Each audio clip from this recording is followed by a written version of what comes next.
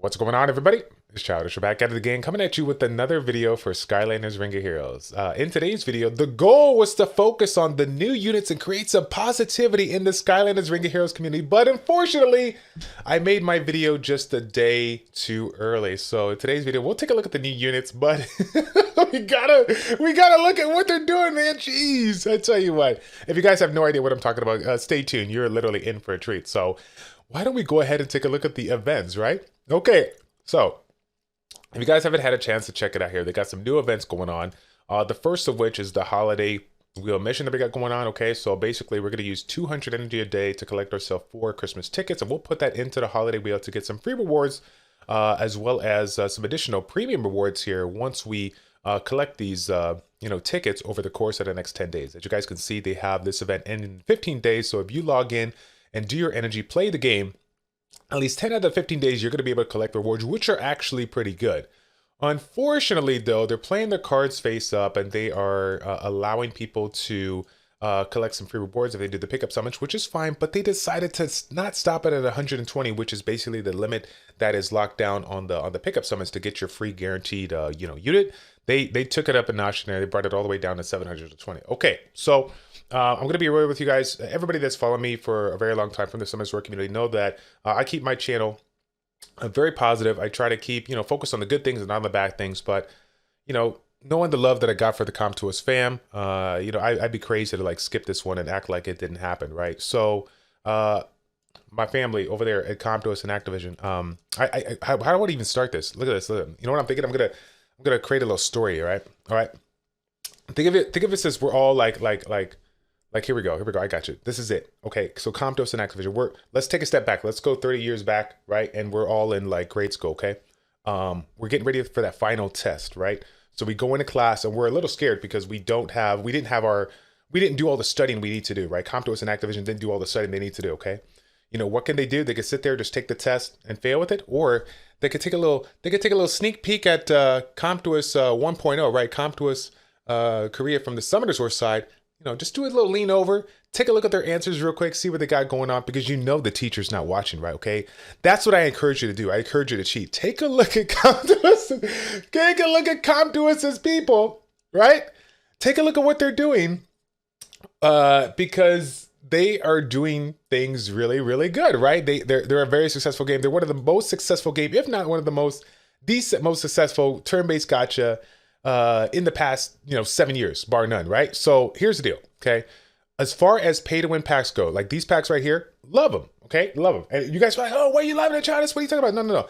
If you are gonna spend money in the game, if you're gonna assist people, if you're gonna provide packs to make it a value, you guys already know in that previous video we talked about, or I've talked about in the past, where the certain packs and whatnot, they weren't crazy value, right? I basically bombed their legendary pack that they had, like one legendary skill up thing for 50 bucks, whatever. This right here, though, I'm actually excited for people that do spend money, right? Because these right here, this is good value, right? They did it right here. They provided value if you are planning on spending money in the game, if you're planning on supporting the game. So I would like it, if people are going to spend money, I would like them, their money to be of somewhat value here. But the fact of the matter is that they basically created the event that is only going to cater to the people that spend money, which I'm not a big fan of. And the reason why I say copy Summoners War, because if you take a look at their stuff, especially, and I'm gonna call out my Summoners War family from the Sky, Summoners War Skyrita. In the last 2 years, I would say more the last year, right? 2019, 2020, they have definitely made some changes within the game or made the changes within their team to talk about like to change the type of packs that they make, pushing out more packs, pushing out more value packs. Like they're obviously trying to get their buck, and I don't blame them, man. They're a business. They got to do what they got to do, but they are making everything worth it. And any event that they create, and it's been like this for the 6 years, right?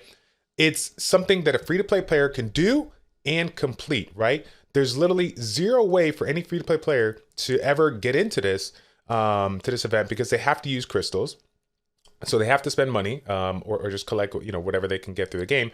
And then, there's no way they could finish it, right? If this was capped off at 120 and this event lasted for 30 days, a free-to-play player could potentially finish it out with the rewards that you get in the game with regards to finishing, you know, different events or whatnot. You could probably get it, but the fact that it's going up to 720 puts your cards face up, and it kind of, you know, leaves a sour taste in your community's mouth here. So obviously the events over here, and I'm not going to change anything. You guys got to do what you do. It's the end of 2020. You're trying to get your buck, but I hope that in the future you can look at creating events that maybe give a little bit more reason to, you know, get up in there if you're paid to win and whatnot here, but create events that allow free-to-play players to not only participate in, but to potentially finish it, right? This event right here, Holiday Wheel, perfect. There's nothing wrong with this. This is perfect. This is great. This is free to play. Everybody can obtain this, and they got more time. It's not like you're capping them off at, like, you have to do it 15 days in a row. Like, you give a little breather here. It is a holiday season. I love this. This is good. But this one here, I mean, they literally can't do it because you're forcing people to use pickup tickets versus regular tickets, okay? What can you do to change this? You can do a couple of things. You can allow people to use the premium tickets that they've been collecting over the course of the login time. I mean, we've collected well over, I think, 70 or 80 tickets, maybe even more, which would have been great to go ahead and put into this if we were allowed to use those tickets. And then in addition to that, another thing that we could have done is for the holiday wheel, we could have done this one. We could have gone through here, and maybe if they participated, you know, or maybe you created some more like, little brackets here that allowed them to collect not just premium tickets, but collect them to pick up some of these. Maybe they got the rainbow tickets here for the versus the regular, so that at least that if they do the free-to-play events, they could take some of those rewards and put it back in to this event so that they can get, you know, a speculative account and get a few more summons, right? There's a couple of ways you can go around this. I mean, again, if you guys are interested in providing feedback and in a constructive manner, please don't bomb them. Keep it PG. Leave a comment in the comment section down below how you would restructure this. Because again, like I said, I'm trying to keep it 100 with you. I'm trying not to make this a long video, but the easy way to do this, right? TLDW, literally talk to your team in Summoners War Sky Arena and just get a little feedback, because that's all you need to do. There's no reason to go this route unless you're trying to throw your cards face up and say, hey, this is just merely a cash grab for the revamp. Like, and I don't think that's the case. I can't see Comptos, but again, this is not Comptos alone. This is Comptos and Activision. So obviously they have to, you know, work something out. They have to make it everything there. But I'm hoping that you guys that are watching here on this video from the developer side know that I'm doing this with much love. I'm not trying to knock on you. Like, I'm not trying to personally attack you, really. I'm just trying to keep it 100. I'm telling you what the community sees, and I'm hoping that you can make the necessary adjustments again, before it's too late. But that being said, though, I don't want to spend all the whole time take a look at this event. I do want to talk about the new units, because the new units, without question, are they're really, really cool. They're really, really cool. So I'm gonna take a look at the 3-star one here, Chopscotch, and then the next one I'm going to take a look at one of the most broken units in the game, right? So Chopscotch here, undead unit. We're going to take a look at the max here. So we got a defense break on the first skill with a really reliable accuracy here, right? 100% chance, which is nice, and the damage is pretty decent considering the fact that it's a defense unit. The second ability has the opportunity to steal the provoke with a 50% chance when you attack accurately here. So that is really nice, right? We get a chance to basically counter the tanks out there. I was kind of hoping that this ability would basically be able to steal a beneficial effect versus locking it down to provoke, because it's kind of a niche unit.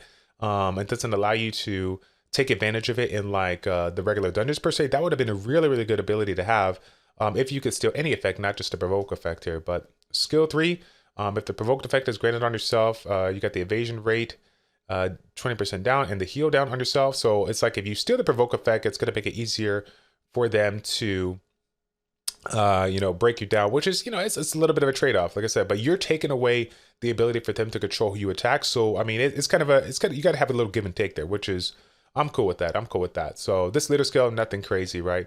30% accuracy here. Defense penetration rate by 50% in battle. I don't know if that's his or if that goes alongside the leader effect. I think that's just personally his. So he gets a little bit of that ignore defense kind of mechanic on that, not the leader, if I'm recalling that correctly. But by the way, if I am wrong on this one, let me know in the comment section down below, okay? I'm curious if that is the case, okay? So let's go ahead and go into the unit that it's kind of hard for me to say, but I really do feel like if you have been saving, resources, you are not going to regret, going after this unit here, okay? Take a look at skill 1 when it is maxed out. This is a single target heal. but when it is capped off, it turns into an AoE heal, 40% of each ally's max HP, and grants the debuff effect immunity for 2 turns additionally. This is a 2 mana cost with a 3-turn cooldown. This is absolutely insane. I've never thought in a million years that they would make such a huge jump from the units that are available right now as a healers to this one. I mean, this is without question just the best healer in the game, right? The second skill, we get a damaged ability with the resistance down effect, and then 80% accuracy, 80% chance to accurately land, which is great. And then if we happen to, break it, right? We recover the mana by 3. So when we're autoing, obviously the AI is not really crazy. We're not going to be able to take advantage of that. But when we go and try hard and we're going manual, this will be something to kind of pay attention to so that you can utilize this when the unit has 2 endurance down or 2 endurance or less, so that you can, cast this ability, save some mana, and basically utilize it for a different skill here. So this one right here, we got a stealth effect for 2 turns. And then when we come back, 51% attack to enemy 2 times, and grants a random weakening effect times 3 for 3 turns with 50% chance here. So that is a pretty good ability. But again, I think that's a great ability, by the way. But I mean, that's not even the half of it. Take a look at this, man. Grants an attack up buff 30%, not 10, not 20, but 30% for allies on 3 turns if you have 9+ mana at the beginning of the turn. So this is obviously not something you'll be able to take advantage of right away. But on some of those harder fights, when you start getting into the 9 mana, you'll have that additional bonus to make things speed up here. I'm glad that they put the cap on the 9+ mana, because if this was something that would happen at the start of the turn, this unit would been nerfed within like 24 hours. That's absolutely broken here. The leader skill though, we got a critical rate for 50% here on the team members for 2 turns if the stealth effect is granted on the team member. So this is going to be, obviously this is something that will pair nice with units that have stealth type abilities here. I believe for myself, I got stink bomb, I got stealth also, that'd be great. And then also having the critical rate buff allows me to, focus on some of the, ether that gives me a little bit more critical damage versus focusing on just critical rate. So yeah, that's something to play around with. But either way, guys, the take of it is that this by far is the best unit in the game, just for the simple fact that we got a strong healing ability with immunity, which immunity is something that needs to be considered when looking at some of the toughest, PvE and PvP monsters, basically, bosses that we have to deal with. I mean, without question, it's pretty good. So let me know what your guys' take is on these units here. Are you guys going to be summoning or not? I'm curious to hear your feedback on that. And to finish off the video, I will go ahead and do my premium tickets here to do it. Now, again, it's unfortunate, like I said before, that they don't allow these premium tickets. I really would have liked to see them allow us, or at least give us rainbow tickets, through the free-to-play event. That would have been really good here. But again, I ain't gonna lie, like it's hard to hold back here, because Mysticat literally will change the way we play the game. That's how good this unit is. And it's not just to say like it's gonna be strong for PvP. It literally is gonna be strong in every aspect of the game. Talking about what it could do here. So I was actually kind of excited to see the purple. I've been doing some summons here on the side, and I haven't seen any purple ones right away. And by the way, I've gotten a couple comments as far as like, hey, Childish, is way better for you to like do them single versus group pools, whatever like that. I agree with you. So you can get super boosted units that you're looking for. But for the sake of the videos, guys, I'm not gonna sit here and do them single. I don't want you guys to watch a 30-minute video. Most people don't watch more than 8 minutes of the video, so that is why I do it the way I do. Okay, so let's go ahead and see what we can pull here. If Compton, I don't know if Compton's gonna give me a Mysticat now after after this video, but I ain't gonna lie. I mean, those packs look pretty good, but go! Oh, that was it, right? Because it's magic. If it turned into orange, that could have been the Mysticat. That could have been the Mysticat there. Hey, double heroic. Okay, we can't get mad. All right, airstrike, nice. And airstrike is almost super boosted. That was a good round there. That was a good round for the premium tickets. So. All right, that's going to be it for the summonings, guys. Once again, I just wanted to give my my opinion here on the specific, things that we got going on between the new events and new units, and just shed some light on the subject, right? The elephant that we got to address in the room. So let me know what your guys' take is on that. Hopefully, Comptowitz does check this out and provides your feedback. So again, I want to put it out there one more time. If you have some opinions on this that you could do in a constructive manner, okay? This is the time to do so. Leave it in the comment section down below, because I guarantee that they will. They will see this video. All right, that's going to be it, guys. Thank you all so much for tuning in. It's your boy ChildishPlays. Check it out. Take care, and we will see you all in the next one.